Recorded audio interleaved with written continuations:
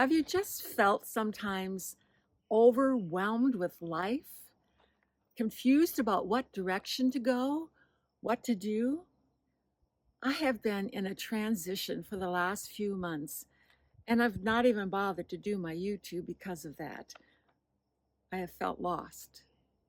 I'm transitioning from my life as a full-time missionary in Ethiopia to life here in the States, a grandmother, a mother, a wife, a housemaker, and I don't know what else. So I'm feeling like this is a transition in my life and I need counseling. In fact, I told my husband, I need a counselor. And then I realized I have the best counselor ever. So this video is about how I found free counseling and the best counseling for me. There's going to be 3 P's. Wait for the last one at the end of the video. Don't miss it. So the first P is prayer. You know, it's so important to be honest with God. Prayer is talking to Him, unloading our heart, and He's listening. So as we pray, we tell Him all about our confusions, our feelings, our desires. We're asking Him for help. And prayer helps us to connect with the one, the counselor with the answers. Next, Psalms. You know, Psalms were written as the prayers of David, and it just shows us his struggles, his problems, his things that happened to him that made him feel overwhelmed, and then how he has victory. And so Psalms is such a great resource for anyone who is struggling with their own emotions. I happened to turn to Psalm 73. It was written by a man named Asaph, and it doesn't totally apply to me, but God made it apply to me. Asaph is struggling because there are people in his world that seem so prosperous, and he's thinking, well, why does that wicked person get all the good things? Why is that person so successful and living the easy life? I think that sometimes. I think, why does that person get all the ministry and the opportunities to speak and has this great thing going on in their lives? And I try to follow God, and I'm just this unimportant person sitting here in Idaho, of all places, right now. But you know what? God doesn't leave me at that place, and He didn't leave Asaph either. I kept reading that psalm. I told myself, dig in, Jackie. There's something here for you. And so I did. And when I got to verse 17, my heart took a jump. It was like God opened the ears of my heart and said, listen, this is my counsel. Let's turn and look at that. But when I thought how to understand this, it seemed to me a wearisome task. A wearisome task. That was me. I was feeling weary trying to understand my transition in life, trying to understand what was happening to me. And I thought, yeah, I feel weary trying to get it. Help me, Lord, help me to understand. I just stopped at that point and I thought, I'm going to make a list because I'm a list maker. And so I said, let's clarify this, Jackie. Your heart's just in a muddle. So I started making the list. What do I need to understand? And it was a good half page. But it helped clarify what I was struggling with. What was I trying to get? And then I went on to the next part. But when I thought how to understand this, it seemed to me a wearisome task until I went into the sanctuary of God, and then I discerned their end. Verse 17 so clearly tells us, until I go into the sanctuary of God, I need to get a different viewpoint, not the world's viewpoint, but God's viewpoint. Look at the next verses 21 and 22. They're describe me sometimes.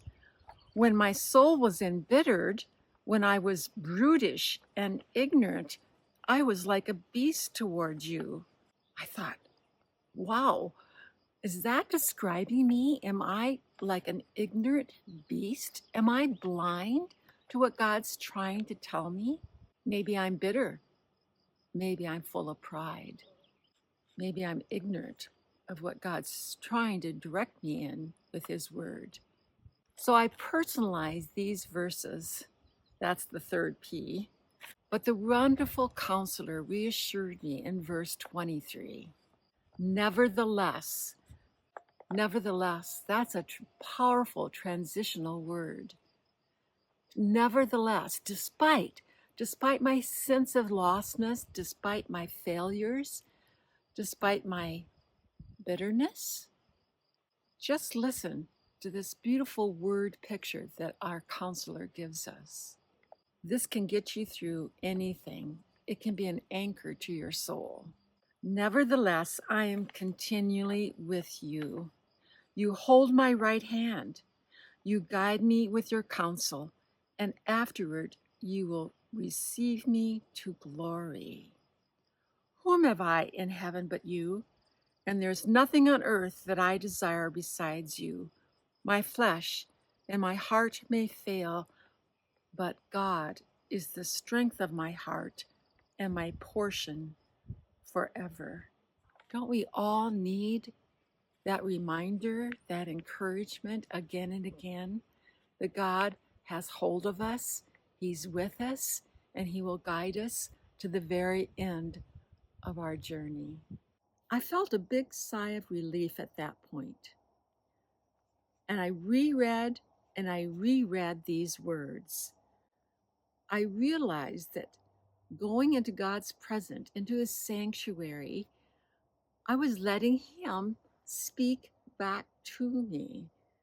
Well, that's prayer too, when learning to know when to listen. It's a conversation. And He was speaking back saying, come to me and I will give you discernment. My perspective on life.